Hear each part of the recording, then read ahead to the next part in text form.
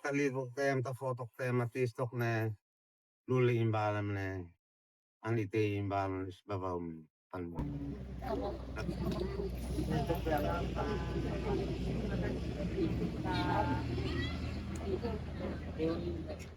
Oke, selamat sore. Selamat datang. Hari ini kami tim peneliti dari Dana DRPM Batch 2 Kementerian Pendidikan dan Riset dan Sains Teknologi. Kami mendapatkan pendanaan untuk melakukan riset multi-year jadi 2 tahun, namun tergantung dari evaluasi tahun pertama. Jadi tahun pertama ini kami melakukan penelitian menanam jagung di Desa Tilu. Desa Tilu adalah salah satu desa di Kabupaten Kupang, desa terluas di Kabupaten Kupang yang memiliki angka stunting tertinggi nomor 2. Jadi kalau NTT itu angka stunting tertinggi nomor 2 nasional, tapi di Silu adalah desa dengan angka stunting tertinggi nomor 2 di Kabupaten Kupang dengan luas kabupaten yang paling besar. Nah, makanan pokoknya adalah jagung.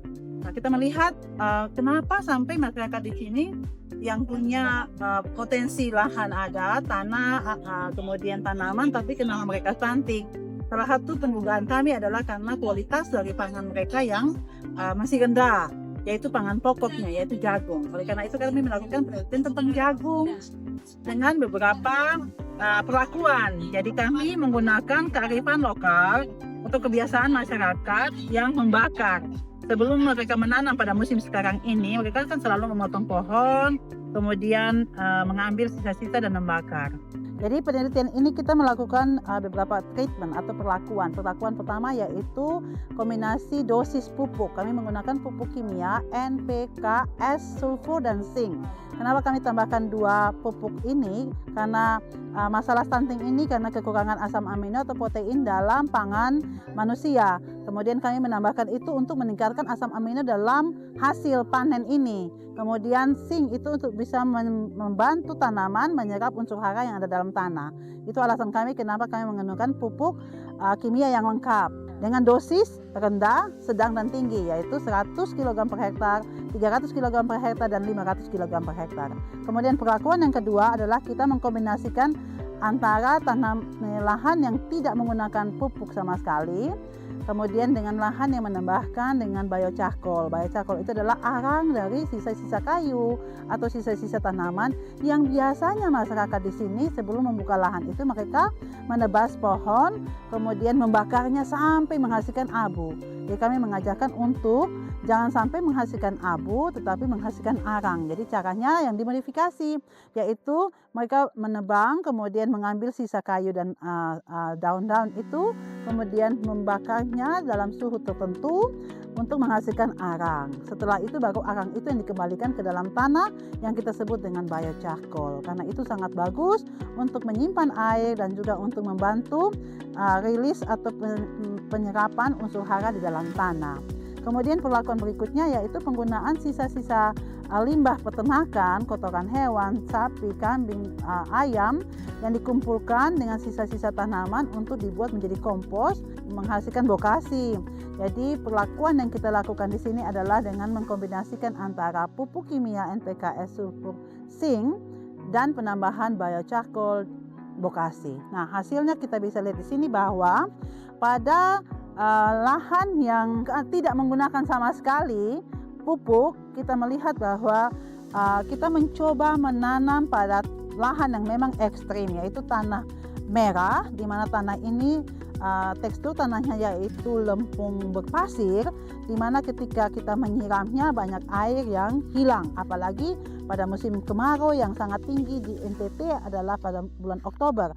Dan kita memang sengaja menanam pada musim kering supaya membuktikan pada masyarakat walaupun di musim kering pun kita masih bisa tetap menanam dengan perlakuan tertentu, yaitu dengan penambahan biocarcoal. Nah, ini plot yang tidak menggunakan apa-apa. Kita melihat bahwa ketika plot yang tidak menggunakan apa-apa, tanamannya itu tumbuh, tetapi tanamannya itu sangat menderita karena ditanam di tanah yang tidak ada lagi unsur hara dalam tanah. Tanamannya menjadi kerdil atau kita sebut dengan stunting pada tanaman, kemudian kuning-kuning dan ada spot-spot. Ini menunjukkan bahwa kekurangan hara, baik itu nitrogen, P, K, karena tanamannya menjadi pendek. atau stunting. Nah, kita bisa membayangkan bahwa produksi panennya juga kecil-kecil, ada yang malah tidak berbulir. Nah, ini bisa membuktikan bahwa tanah kita sudah sangat miskin. Dan kalau ditanam terus-menerus akan memberikan hasil yang sangat rendah. Nah, sementara kita lihat pada perlakuan yang lain, misalnya perlakuan charcoal ya, perlakuan untuk penggunaan arang atau biocharcoal di sini dengan dosis yang rendah 100 itu sama hasilnya dengan perlakuan dosis tertinggi yaitu 500 NPK. Di sini plot menggunakan pupuk NPK dengan dosis tertinggi yaitu 500 kg per hektar. Di sini plot menggunakan dosis terendah 100 kg per hektar tapi dengan menambahkan charcoal atau arang. Kita melihat bahwa hasilnya bagus. Kalau demikian maka untuk efisiensi penggunaan pupuk tidak perlu kita menggunakan pupuk yang tinggi. Pakai saja pupuk yang dosis paling rendah, dosis terendah, tapi harus menggunakan atau menambahkan dengan arang. Karena itu sangat baik untuk meningkatkan hasil. Dan tadi kita sudah panen bersama, membuktikan bahwa hasil di sini menghasilkan bulir jagung yang cukup besar dengan 10-12 baris bulir jagung, sama dengan hasil yang ada, mirip dengan hasil yang ada di dosis tertinggi. Nah, ini supaya efisiensi pupuk, maka perlakuan dari hasil utama dari riset ini adalah dengan menggunakan dosis paling rendah dan penambahan arang itu akan memberikan hasil yang sangat bagus. Terima kasih. Setelah hasil pengisian bulir dan biji jagung, mesti menambahkan pupuk organik atau bokasi, di mana tanaman membutuhkan penambahan nutrisi yang cukup untuk memberi hasil yang optimal. Jadi, biocharcoal itu sebagai pembenar tanah yang digunakan untuk memperbaiki sifat tanah, memegang air, kemudian untuk membantu penyerapan nutrisi dalam tanah. Sementara penambahan bokasi atau pupuk organik dipakai untuk menambahkan nutrisi ke dalam tanah. Jadi, kesimpulan dari penelitian ini adalah untuk peningkatan pertumbuhan tanaman diperlukan biocharcoal.